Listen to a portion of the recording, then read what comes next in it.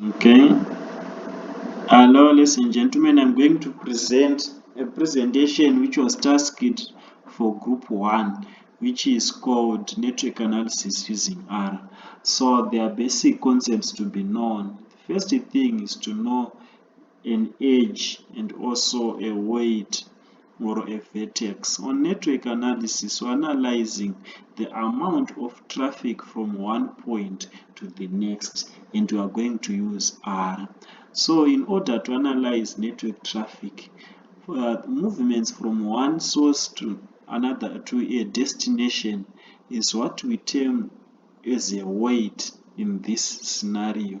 So the higher the weights, the much the frequency of going from source to destination or from destination to source. So we've got direction, okay, or I can say there's a directed network and an undirected network.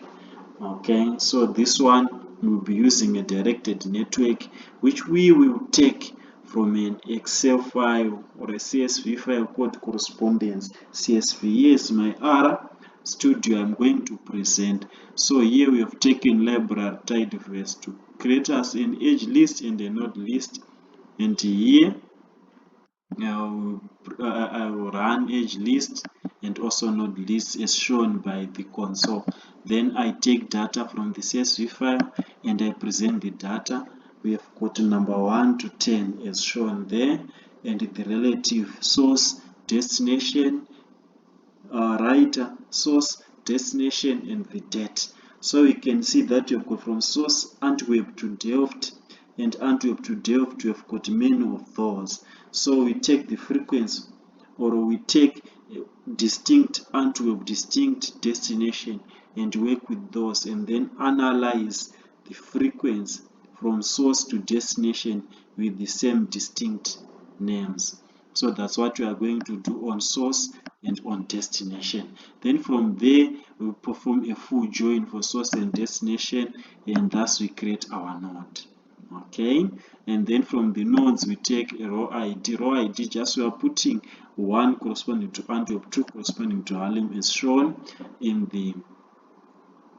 the console, and then we take the routes. So we are grouping by source and destination and then taking the weight, and these weights as shown below on the console are the ones which are going to use on each and every stage of this presentation. So here we take sources and we do a left join, and destinations and also do a left join.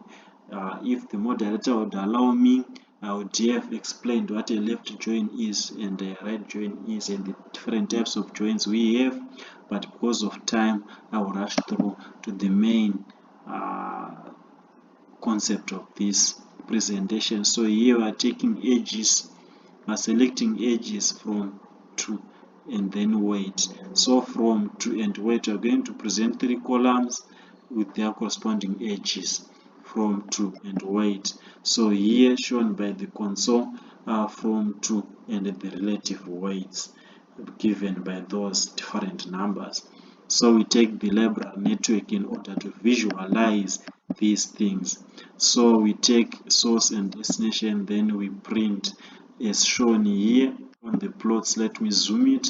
So here you can see we've got a source and a destination. So the arrows, as it is a directed network, the arrows show the direction of movement for an individual area, but here the diagram is so poor that you cannot see which location is this, where is it going.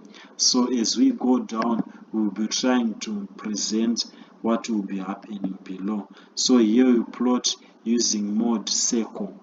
Okay, here is just a styling whereby people can see that people are really working and doing something. From there, ladies and gentlemen, we use the library iGraph. iGraph will give us some greater benefits. As you can see, iGraph will give us, let me enlarge it, iGraph will give us the names of the nodes and also giving the relative directions. Here we can see, let me enlarge the screen. Here we can see that we have got different nodes, their names are given and the directions of movement are given as well. And we go on to plot those directions, but there are no, or what can I say, there's no difference from the previous diagram. So here we use tidy graph and G graph in order to plot graphs which can give us weight and also the nodes. So G graph and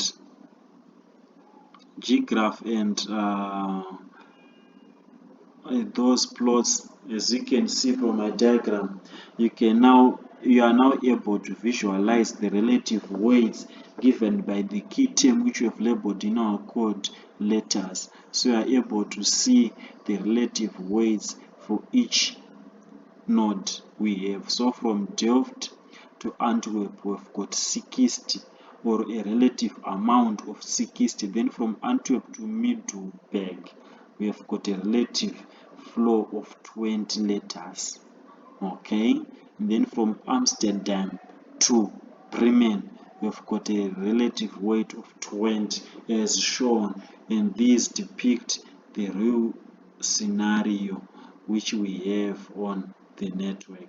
Okay, so we are now trying to make this graph look much better. Here we have changed the mode, okay, but the same information which we were carrying. So here we have changed the mode, but you can see the relative movements and the positions in which we have put using those labels GGR, G graph, and that one. And then here we try to use this network and network D3. These now present our graphs in color and also